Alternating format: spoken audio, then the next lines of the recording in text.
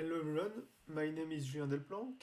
I'm a PhD student at the University of Lille in Hermod team, and today I'm going to talk about a recommendation for evolving relational databases. Okay, so the roadmap of the presentation is the following. First of all, I'm going to give a small reminder about relational databases. Then I will explain problems that appear during relational database evolution. Third, I will show our approach for evolving relational databases via a recommendation system. And I will show an experiment, the result of an experiment that I did using the tool that we implemented. And finally, I will conclude this work and open the path for future work. Okay, so first of all, a small reminder about relational databases. So, what kind of entities do you have in a relational databases? First of all, you have entities that allows to structure the data. So you have the concept of table, which is made of columns. Each column has a name. So for example, in the table person, you have a column name that contains the name of the people. You have the concept of primary key. So a primary key constraint ensures that you can identify uniquely a row in the table via a unique identifier usually. And also you have the concept of foreign key constraint that ensure that the values of a column are included in the value of another column that is constrained by the primary key. So for example, in this example, we have the fact that the favorite beer of a person must also appear in the value of the primary key ID of beer table. But in relational database, we also have other kind of entities which are behavioral. So by behavioral, we mean that they perform some execution when they are invoked. So for example, you have views. So views are named select queries that are stored in the database. And so you can store a select query to reuse it. You have stored procedure, which are functions written in a programming language, and they can implement an arbitrary computation. You have triggers that are entity listening to events happening on a table and start a computation depending on this event, and so on. You have other behavioral entities. So, with that reminder set, we can now have a look at the problems that appear during relational database evolution. We identified in the context of this paper two problems. The first one is that relational database management systems do not allow schema inconsistencies. So this problem means that when you modify the database, at any moment, the database must be in a consistent state. And if you think about it, it's not the case when you develop Java software, for example. When you modify the source code of a Java software, the source code can be in an inconsistent state at some point. For example, you can create a reference to a non-existing entity. It's not a problem while the software is not running. The second problem that we identified is that stored procedures are not meta-described, which means that they are stored as full text by the relational database management system. And this causes a problem because if you invoke a non-existing function from a stored procedure, the relational database management system will allow you to create this stored procedure, but at runtime, it will crash. So let's have a look at some examples. If you take the previous database and you want to remove the name column of the person table, okay, there is no problem, the change can be applied by the RDBMS. But if you want to remove the column beer.id, which is constrained by a primary key in the beer table, there it will be forbidden by the RDBMS, which is normal because the RDBMS wants to keep the database schema consistent. And if you have a foreign key that references a non-existing column, the database schema is not consistent anymore. Here is another example. So here you have a view that is introduced with the source code. And so you have the gray arrows that represent a reference to an entity in the database. And so here, if you try to remove the column beer.designation, there is two possibilities. Either the relational database management system will refuse the change, or you need to apply this change in cascade, because indeed, the view that you modify might be used by another view, and so this view needs to be updated. So it's not super convenient behavior. Last example, what if we have a stored procedure that does some computation, and this stored procedure has a select query in it that references some entities in the database. So what happens if you remove the colon favorite beer, which is referenced by the stored procedure? Then it will be unseen by the RDBMS. So actually, the RDBMS will allow to make this change, but at runtime, the stored procedure will crash because it will reference a non-existing entity. So after observing this problem, we came with a way to try to solve them via a recommendation for evolving relational databases. So first of all, before explaining our approach, we want to stress that we are not doing refactoring, but instead we are applying changes on the software. So there are differences between a refactoring and a change on the software, because a refactoring is a code evolution as a change on the software, but a refactoring is behavior preserving, where a change is not always behavior preserving. So you might change the behavior of the software when you apply a change. But a refactoring will not modify the features of the software because it aims to keep the same behavior, where a change can modify the feature of software. So in our approach, we target changes and not refactoring only. So here is an overview of our approach. The first step of the approach will be to specify a change to apply on the database and compute the impact of this change. From that computation, we will ask the architect, so the database architect, to take some decision for a choice that cannot be made automatically by the approach. So you can see that there is a backward arrow, so it's possible that you create a change, you take a decision, and this decision induce other impact computation, which require again some decision. So this process might be recursive.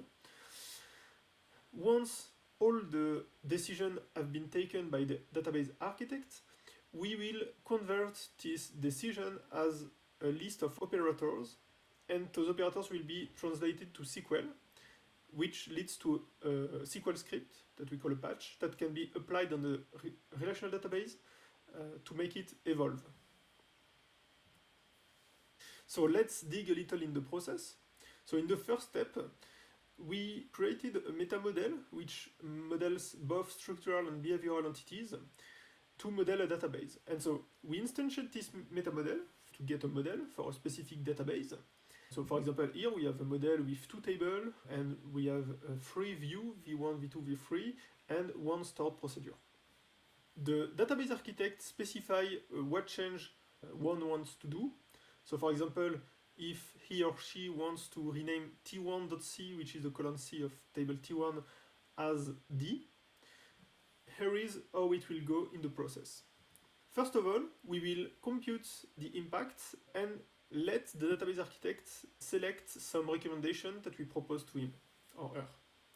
For example, here we can see from the model that there is a reference from the stored procedure S to the colon C of T1. So the rename colon operator will lead to a colon reference. Then we can also see from the model that there is also a reference to C from the view V1. So it creates another colon reference in the decision tree. And so each of these references that we find leads to an induced operator which allows to adapt the database schema to the initial change.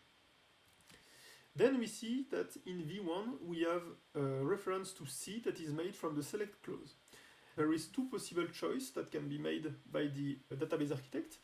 Either the colon declaration can be aliased, so you can say, okay, I want to transform select t1.c to select t1.d as C, and so like that the user of the view v1 will not see the change. Or you can change the reference target, and so you say, no, I want that the reference to t1.c becomes t1.d, and I want to adapt the views that are using v1. So in our example, we will say that the database architect choose this path, and so we continue.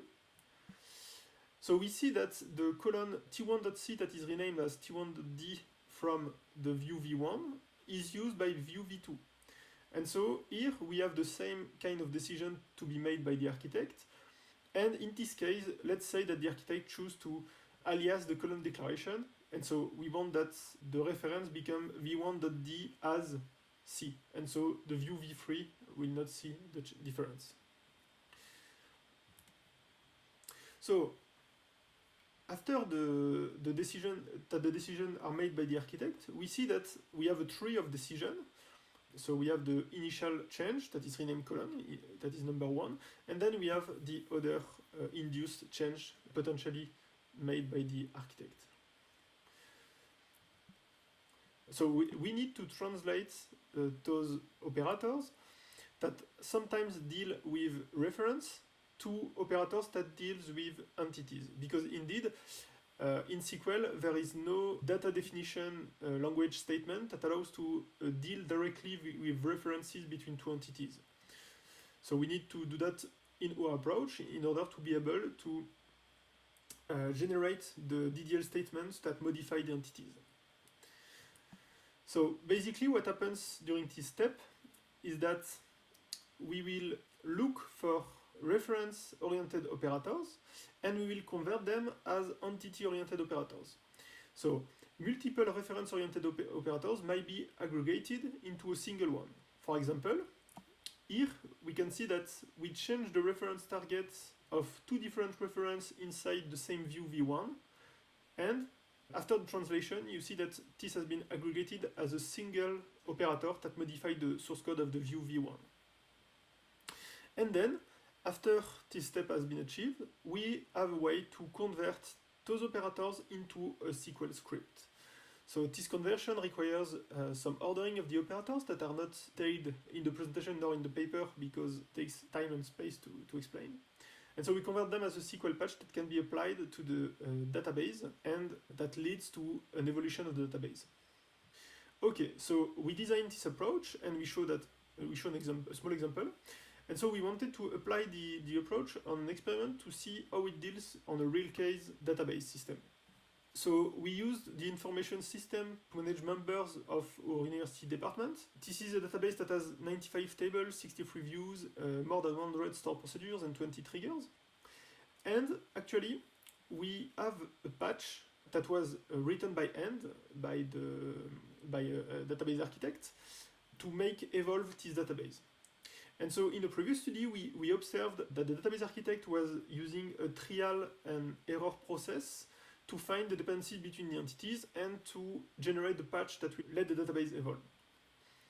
And so this database architect took 1 hour to achieve a script of 200 lines of code and 19 statements, because he had some difficulties to deal with all the dependencies between the entities. So what we did is that we extracted the initial semantic operator from the roadmap and the SQL script. We took the decision in our approach using the same policy as the database was taking to make the manual evolution. And we generated a SQL script from our approach, and we executed it on the database in the same state as it was before the database architect applies his manual changes. And so what we got is that we identified the following semantic operators. So there was a rename of a column, the removal of a bunch of functions, the renaming of a local variable in the function, and the removal of a test. The result of this experiment is that we had to take 15 decisions concerning the choice, concerning basically choice between do we rename a column of a view or do we alias it, and it generated a script that is a bit less than 300 lines of code with 27 SQL statements. This script that was generated was executed without error. And the single difference between the dump of the original database after the manual evolution and our clone that had a semi-automatic evolution using our approach was a comment, which we cannot update via our approach because comments contain semantic information that are not available in the code, so we cannot do that in the approach. Finally, the time to implement the evolution using our tool was of 15 minutes versus 1 hour without the tool And it was 1 hour, but it was made by the database architect that designed the database and that maintained it from day to day. Where using our tool, it was me that applied the tool on the database, and I have far less knowledge on the database than the database architect. So what we can see as well is that the number of line of code of the generated script is higher than the one of the database architect. This is because the approach is using a systematic approach to compute the dependencies and create and drop the table and views to follow the dependencies order, where sometimes the database architect can take some shortcuts because he is more clever than the approach, but it takes more time. Okay, so as a conclusion of this paper, we developed an approach to address the two main constraints set by RDBMS. The first one is that no schema inconsistency is allowed during the evolution, and the second one is that stored procedures bodies are not described by metadata. Our contribution are a metamodel for relational database that is impact computation, a semi-automatic approach to help in database evolution, and an experiment that assesses the effectiveness of our approach. As future work, we want to extend the supported semantic of operator for the approach. We want to compare the performance of architects using or not our tool to achieve the same evolution. So we would like to do a control experiment with a control group that are architects that are not using our tool and a group of database architects that are using our tool to achieve the same evolution and see which one performed the best. The problem there is that it needs a lot of resources to be able to do that. And finally, we would like to do an empirical study on multiple open source projects using a database. This empirical study aims to assess if our tool can reproduce various changes that we find in open source relational database, and to compare the change proposed by our tool with changes that were applied historically by scripts written by humans on the database. And that's it for my presentation. Thanks for listening.